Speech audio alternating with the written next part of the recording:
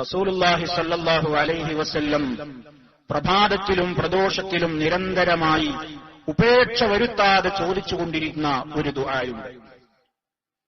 ആ ദുആ മഹാനായ അബ്ദുല്ലാഹി ഇബ്നു ഉമർ റളിയല്ലാഹു അൻഹുമാ റിപ്പോർട്ട് ചെയ്തിട്ടുള്ള സംഭവത്തിൽ നമുക്ക് കാണാം. ലം യകുൻ റസൂലുള്ളാഹി സ്വല്ലല്ലാഹു അലൈഹി വസല്ലം യദഉ ഹൗലാഇ ദഅവാത് ഹീന യുംസി വഹീന യുസ്ബിഹു.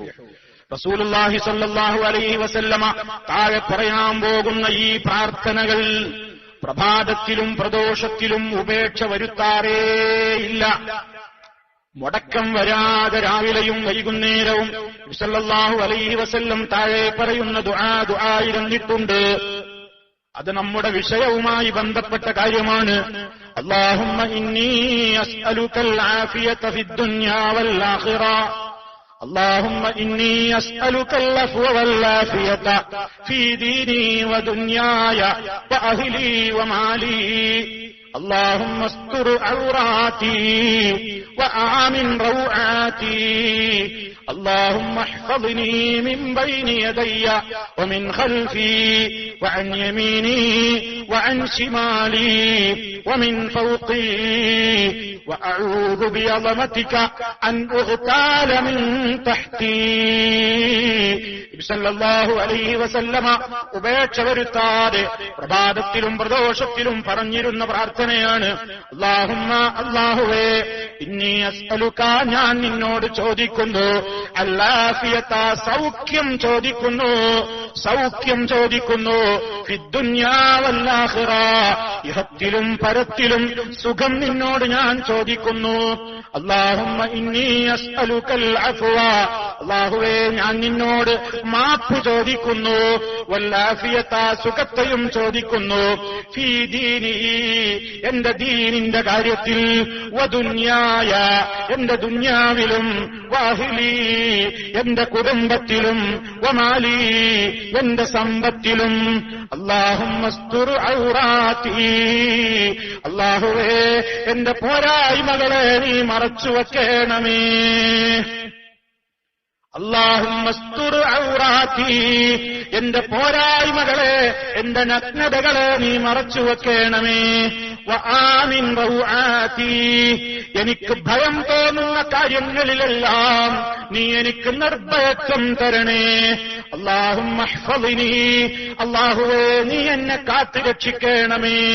മിൻ ബൈനി യദയ്യ, എന്റെ മുന്നിലൂടെയും, വമിൻ ഖൽഫി, എന്റെ പിന്നിൽ നിന്നും, വഅൻ യമീനി, എന്റെ വലതുവശത്തു നിന്നും, വഅൻ ശിമാലി, എന്റെ ഇടതുവശത്തു നിന്നും, വമിൻ ഫൗഖി, എന്റെ മുകളിൽ നിന്നും. വഅഊദു ബിഅളമതിക, നിന്റെ മഹത്വത്തെ മുൻനിർത്തിക്കൊണ്ട് നിന്നോട് ഞാൻ കാവൽ ചോദിക്കുന്നു.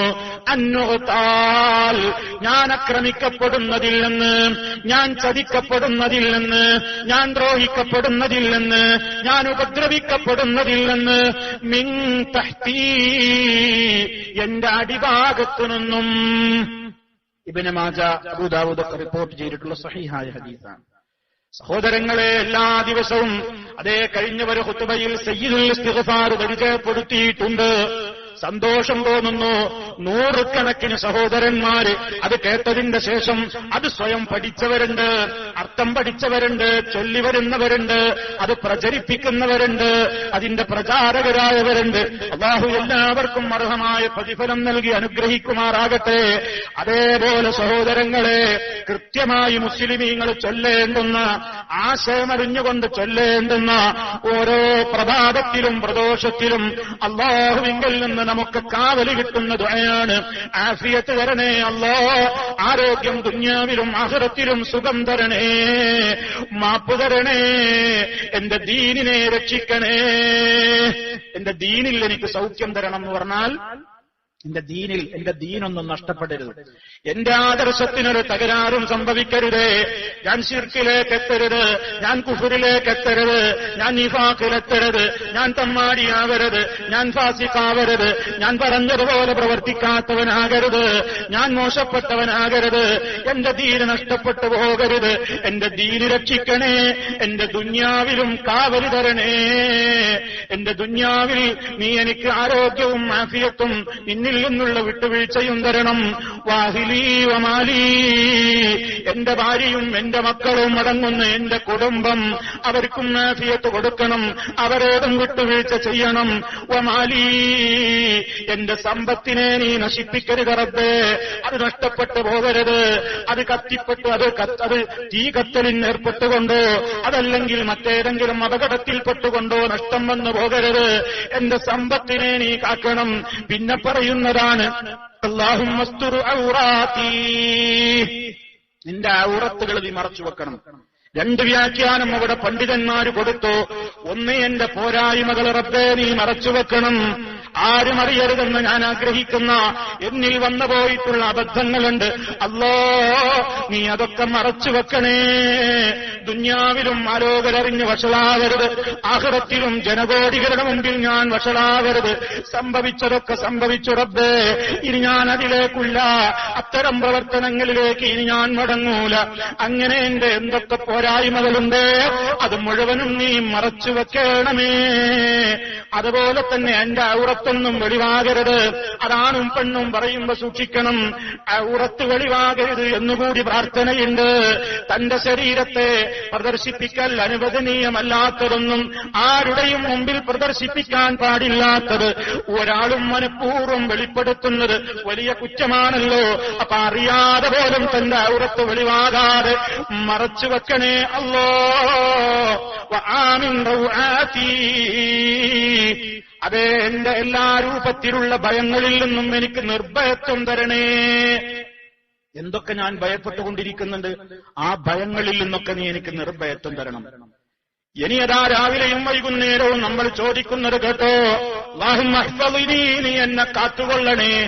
മിൻബൈനി യദയ്യ, മുന്നിൽ നിന്നും പിന്നിൽ നിന്നും വലതുഭാഗത്തു നിന്നും ഇടതുഭാഗത്തു നിന്നും മുകളിൽ നിന്നും താഴെ നിന്നും. രണ്ട് വ്യാഖ്യാനം അവിടെയുമുണ്ട്. മുന്നിൽ നിന്ന് അപകടങ്ങൾ ഉണ്ടാകാം, പിന്നിൽ നിന്ന് അപകടങ്ങൾ ഉണ്ടാകാം, വലതുവശത്തു നിന്നും ഇടതുവശത്തു നിന്നും മുകളിൽ നിന്നുമൊക്കെ അപകടങ്ങൾ ഉണ്ടാകാം. അതേ രാവിലെ താഴെ നിന്നും അപകടങ്ങൾ ഉണ്ടാകാം. ഭൂമി കുലുക്കം പോലെയുള്ള, വീഴ്ച പോലെയുള്ള പലതും ഉണ്ടാകാം. ഏത് നിലക്കുള്ള അപകടങ്ങളും ഉണ്ടാകാം.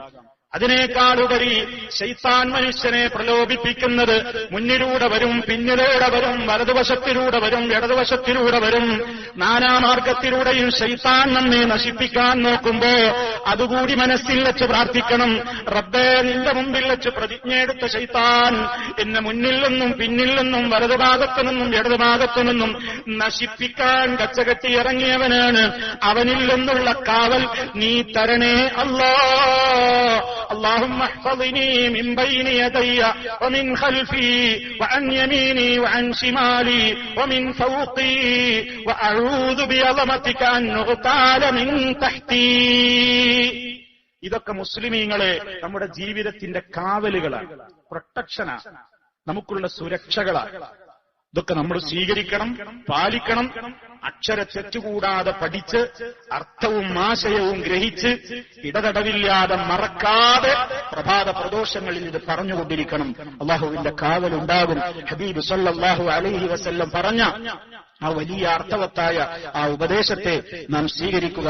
അല്ലാഹു റബ്ബുൽ ആലമീൻ നമ്മുടെ എല്ലാ പോരായ്മകളെയും രണ്ട് ലോകത്തും മറച്ചു വെച്ച് അനുഗ്രഹിക്കുമാറാകട്ടെ.